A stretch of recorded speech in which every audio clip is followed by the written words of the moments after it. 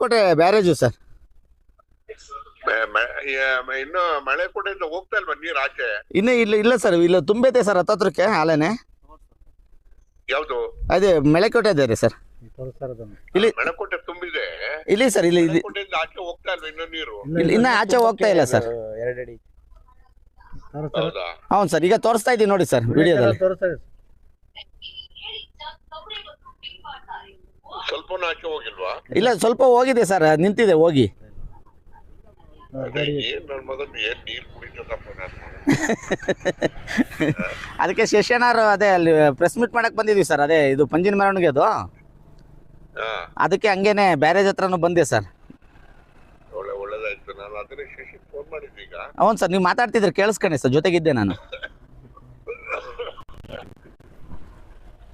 ಅದೇ ನೋಡೋಣ ಈ ಕಳ್ಳಂಬಳ್ಳದ ಇವತ್ತೇನು ನಾವು ಬ್ಯಾರೇಜ್ ಕಮ್ ಬ್ರಿಡ್ಜು ನಮ್ಮ ಮೆಳೆಕೋಟೆ ಹತ್ರ, ಶಿರಾ ತಾಲೂಕಿನ ಗೌಡಗೆರೆ ಹೋಬಳಿಯ ಮೆಳೆಕೋಟೆ ಹತ್ರ ಒಂದು ಏನು ನಾವು ಹೇಮಾವತಿ ನೀರು ಇಲ್ಲಿಗೆ ಹರಿದು ಬಂದಿದೆ. ಇದನ್ನು ನೋಡೋಕ್ಕೆ ಅಂತ, ವೀಕ್ಷಣೆಗೆ ಅಂತ ಬಂದಾಗ ಭಾಳ ಸಂತೋಷ ಆಗ್ತೈತೆ. ಏಕೆಂದರೆ ಇವತ್ತು ಹಾಸನ ಜಿಲ್ಲೆಯ ಗೋರೂರಿಂದ ಸರಿಸುಮಾರು 350 ಕಿಲೋಮೀಟ್ರು ಇವತ್ತು ಹೇಮಾವತಿ ನಮ್ಮ ಭಾಗಕ್ಕೆ ಹರಿದು ಬರ್ತಾಳೆ. ಅದಕ್ಕೆ ಮೂಲ ಕಾರಣ ಈ ಕ್ಷೇತ್ರದ ಬರದನಾಡಿನ ಭಗೀರಥ ಎಂದೇ ಹೆಸರುವಾಸಿಯಾಗಿರುವಂಥ ಡಾಕ್ಟರ್ ಟಿ.ಬಿ. ಜಯಚಂದ್ರರವರ ಒಂದು ದೂರದೃಷ್ಟಿಯ ಚಿಂತನೆಗಳಿಂದ ಇವತ್ತು ನಮ್ಮ ಹೇಮಾವತಿ ನೀರು ಈ ನಮ್ಮ ಬ್ಯಾರೇಜು ಮತ್ತು ಬ್ಯಾರೇಜ್ಗಳಿಗೆ ಬರ್ತಾ ಇದೆ. ಏಕೆಂದರೆ ಅವ್ರದ್ದು ದೂರದೃಷ್ಟಿ ಯೋಚನೆಗಳು ಏನಪ್ಪ ಅಂದರೆ, ಈಗ ಹರಿಯ ನೀರು ನಿಲ್ಲಬೇಕು, ಅದು ನಿಂತು ಹಿಂಗಬೇಕು, ಅಂತರ್ಜಲ ವೃದ್ಧಿ ಆಗಬೇಕು. ಹಿಂದೆ ನಮ್ಮ ಕ್ಷೇತ್ರನೇ ಬರದ ನಾಡಾಗಿತ್ತು. ಏಕೆಂದರೆ ಸಾವಿರಾರು ಅಡಿ ಕೊರೆದ್ರೂ ನೀರು ಸಿಗ್ತಿರ್ಲಿಲ್ಲ.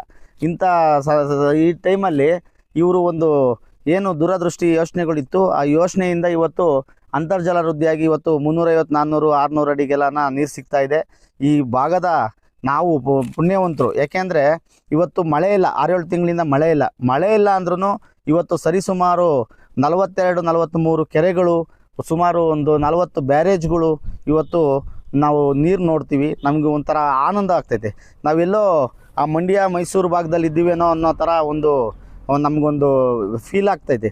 ಏಕೆಂದರೆ ಅವರು ಇವತ್ತು ಇದನ್ನು ಮಾಡಲಿಲ್ಲ ಅಂದಿದ್ರೆ ನಾವು ಇವತ್ತು ಯಾರೂ ಇವತ್ತು ಎಲ್ಲನೋ ವಲಸೆ ಹೋಗಬೇಕಾಗಿತ್ತು. ಇವತ್ತು ಅವರ ಆ ಪುಣ್ಯಾತ್ಮನ ಈ ದೂರದೃಷ್ಟಿ ಚಿಂತನೆ, ಅವರ ನೀರಾವರಿಯ ಅವ್ರಿಗಿರುವ ಅನುಭವದ ಮೇಲೆ ಅವರ ಅನುಭವನ ಇವತ್ತು ಇಂಪ್ಲಿಮೆಂಟ್ ಮಾಡಿ ಸರಿಸುಮಾರು 42-43 ಬ್ಯಾರೇಜ್ಗಳು ಮಾಡಿ ನೀರು ನಮ್ಮ ಗೌಡಗೆರೆ ಹೋಬಳಿ ಅಂತೂ ಬಿಡು, ಇನ್ನೂ ಕಾಡು ಪ್ರದೇಶದರ ಇತ್ತು, ಆದ್ರೂ ನೀರು ಒದಗಿಸವ್ರೆ. ಇನ್ನು ಬರುವ ದಿನಗಳಲ್ಲಿ ಗೌಡಗೆರೆ ಪೂರ್ತಿ ಇನ್ನೂ ಈ ವಿಲೇಜ್ಗಳು ಎಷ್ಟೋ ಹಳ್ಳಿಗಳಿಗೆ ನೀರಿಲ್ಲ, ಅದನ್ನು ಏನೋ ಒಂದು ವ್ಯವಸ್ಥೆ ಮಾಡ್ತೀವಿ ಅನ್ನೋ ಒಂದು ಭರವಸೆ ಇಟ್ಟಿದ್ದಾರೆ. ಅವ್ರಿಗೆ ತುಂಬ ಹೃದಯ ಧನ್ಯವಾದಗಳು. ಏಕೆಂದರೆ ನಾವು ಇವತ್ತು ನೀರಿಲ್ಲ ಅಂದರೆ ನಾವೇನು ಮಾಡೋಕ್ಕಾಗಲ್ಲ. ಇವತ್ತು ಗೂಳೆ ಹೋಗೋದು ತಪ್ಪಿದೆ. ಆಮೇಲೆ ರೈತರದು ತೋಟ ತುಡಿಕೆಗಳು ಮಾಡ್ಕೊಂಡು ಇವತ್ತು ಚೆನ್ನಾಗಿದ್ದಾರೆ ಆರ್ಥಿಕವಾಗಿ. ಮತ್ತು ಮಕ್ಕಳು ವಿದ್ಯಾಭ್ಯಾಸಕ್ಕೆ ಹೋಗೋಕ್ಕೆ ಅವರ ವ್ಯವಸಾಯ ಮಾಡಲಿಲ್ಲ ಅಂದರೆ ವ್ಯವಸಾಯಕ್ಕೆ ಎಲ್ಲೂ ಕಷ್ಟ ಆಗೋದು.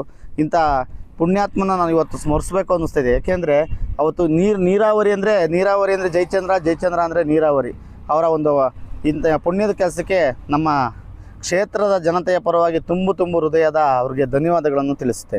ಹಾಗೆ ಇವತ್ತು ಎಸ್.ಎಂ. ಕೃಷ್ಣ ಸರ್ಕಾರದಲ್ಲಿ ಒಂದು ಜಲನೀತಿ ತಂದು ಅವತ್ತು ನೀರಾವರಿ ಬಗ್ಗೆ ಅವ್ರಿಗೆ ಮನವರಿಕೆ ಮಾಡಿಕೊಟ್ಟು ಈ ಕ್ಷೇತ್ರಕ್ಕೆ ಏನಾದರೂ ಮಾಡಿ ನಾನು ನೀರಾವರಿ ಮಾಡಬೇಕು ಅನ್ನೋ ಒಂದು ಅಜೆಂಡಾ ಇಟ್ಕೊಂಡು ಇವತ್ತು ಅಪ್ಪರ್ ಭದ್ರಾ ಇರ್ಬೋದು, ಎತ್ತಿನೊಳೆ ಇರ್ಬೋದು, ಹೇಮಾವತಿ ಇರ್ಬೋದು, ಇವಕ್ಕೆಲ್ಲನ ಇದರಿಂದನ ಎಲ್ಲ ಕೆರೆ ಕಟ್ಟೆಗಳಿಗೂ ನೀರು ತಂದು ಹಾಗೂ ಬ್ಯಾರೇಜ್ಗಳು ತುಂಬಿಸಿ, ಆಮೇಲೆ ಮದ್ಲೂರು ಕಳ್ಳಂಬೆಳ್ಳ ಕೆರೆ ಮತ್ತು ಶಿರಾ ಕೆರೆ ತುಂಬಿಸಿ ಇವತ್ತು ನೀರಾವರಿಯ ದೃಷ್ಟಿಕೋನದಿಂದ ಇವತ್ತು ಮಾಡಿದ್ದಾರೆ ನಮ್ಮ ಸಾಹೇಬರು.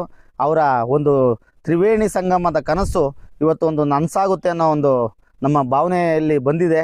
ಅವ್ರಿಗೆ ತುಂಬ ಹೃದಯ ಧನ್ಯವಾದಗಳು.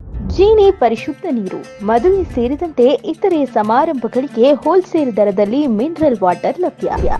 ಸೂಪರ್ ಮಾರ್ಕೆಟ್, ಹೋಟೆಲ್, ರೆಸ್ಟೋರೆಂಟ್ಗಳಿಗೂ ಜೀನಿ ಮಿನರಲ್ ವಾಟರ್ ಸರಬರಾಜು ಮಾಡಲಾಗುತ್ತೆ. ಈ ಕೂಡಲೇ ಸಂಪರ್ಕಿಸಿ 7624931166.